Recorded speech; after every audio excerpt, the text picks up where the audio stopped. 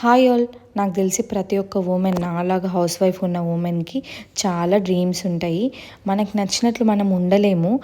వాళ్ళు ఏదో అనుకుంటారు, వీళ్ళు ఏదో అనుకుంటారు, ఇన్లాస్ ఏదో అనుకుంటారు, ఇంకా మెయిన్గా చుట్టాలు ఏదో అనుకుంటారని ఫస్ట్ వాళ్ళ గురించి వీళ్ళ గురించి ఆలోచించడం పక్కన పెట్టేసి మనకు నచ్చినట్లు మనం హ్యాపీగా ఉంటేనే మన లైఫ్ హ్యాపీగా ఉంటుంది.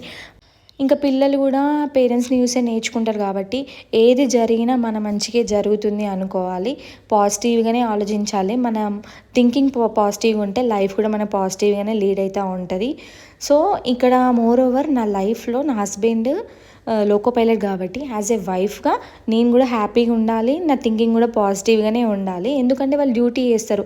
100,000 ఆఫ్ పీపుల్ లైఫ్ వాళ్ళ హ్యాండ్లో ఉంటుంది కాబట్టి ఫస్ట్ వాళ్ళు డ్యూటీకి వెళ్ళేటప్పుడు వాళ్ళని ప్రశాంతంగా ఇంట్లో నుంచి పంపించాలి. మనకి ఎన్ని బాధలైనా ఉండని, కాకపోతే వాళ్ళని మాత్రం పీస్ఫుల్గా పంపిస్తేనే వాళ్ళ డ్యూటీ కూడా పీస్ఫుల్గా చేస్తారు. యాజ్ ఏ లోకో పైలట్ వైఫ్గా నేను అది నేర్చుకున్న, అలవాటు చేసుకుంటున్నా.